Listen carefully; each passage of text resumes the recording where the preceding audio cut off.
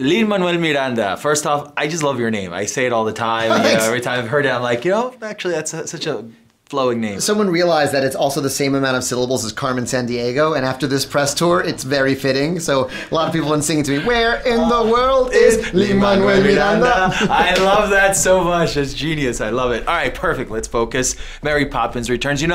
A lot of people might be surprised. This isn't a remake. This is more of a continuation of the story. I love that. I don't know how you improve supercalifragilisticexpialidocious. Right. There's no way of doing that. And the effects in that first film feel as timeless as they were in the original. So Disney did something really smart. They hired the biggest fan of the first movie, Rob Marshall, to direct the second one.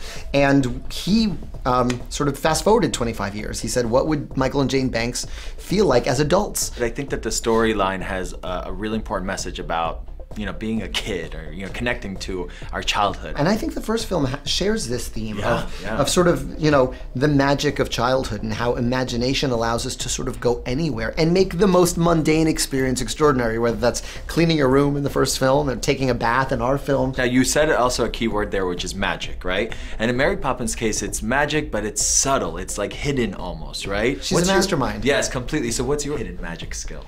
My hidden magic skill, ooh, that's a really good question. Well, you know what? I think that the skill that I had with me even before I did this for a living that allows me to do it well is this sort of radical empathy. I never got through the first Mary Poppins as a kid because Feed the Birds would make me so sad. The bird lady broke my heart so much that I would just turn the movie off. Really? Okay. Yeah, and I think that has served me well as a writer because I believe that my job is to put myself into the shoes of whatever character I'm writing at any given time. That's my job as an actor too, and so that gift of sort of empathy, like a really dangerous empathy, is why I can do my job well. That's what I'm missing. I'm just like, hungry birds. Yeah,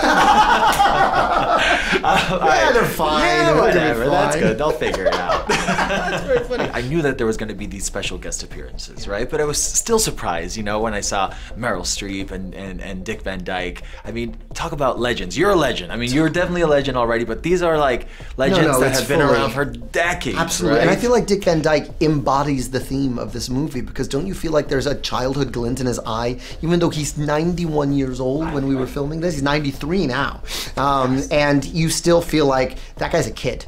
That guy's a kid, and the inner child in him runs the show, and so that was sort of our most special day on set because he sort of closes the circle with the first film in a beautifully satisfying way, and he's got that glint in his eye. And who else made a special guest appearance was actually the animation, the penguins, but it was 2D, which it was almost like this homage to the old school animation. Fully, and that was Rob's decision, and it's an expensive decision. That was the first sequence we filmed because we knew it would take a year for them to draw it. It was drawn by hand, just the way the first one was. Right. And so that was really exciting because I think it's special. I think in a world where a lot of stuff is CGI, these penguins stand out and we're so happy to have them back. Yeah, being Latino, being Latinx, I just think it's incredible. Everything that you've done for our community, the way that you represent us, right? It's just incredible. Do you carry that as a responsibility? Again, to elaborate on the themes of this movie, I sort of think about what I, as a kid, would want to see, and then I try to put that into the world.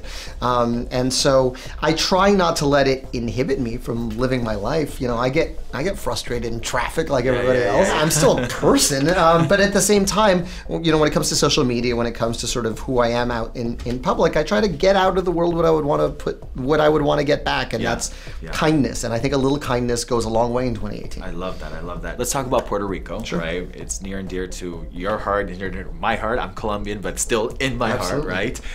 You're taking Hamilton there, and it's for a good cause. Yeah, well, I was always going to take Hamilton. You were. From the second we got a nice review in the New York Times, and we realized, okay, we're going to have a tour. How can we bring a tour to Puerto Rico? Because I brought my first show there, and it was one of the most satisfying experiences of my life. And then in the wake of Hurricane Maria, the conversation simply shifted from, how can we bring the show there to how can we help Puerto Rico while we're there? And so all the money we raise will go to arts organizations and artists on the island. And then I'm playing Hamilton, not only because I think that adds value to the ticket and we can raise more money, but I would be too jealous of whoever got to play him if it weren't me. And they all want to see you. Let's but I'm thrilled I get to do it.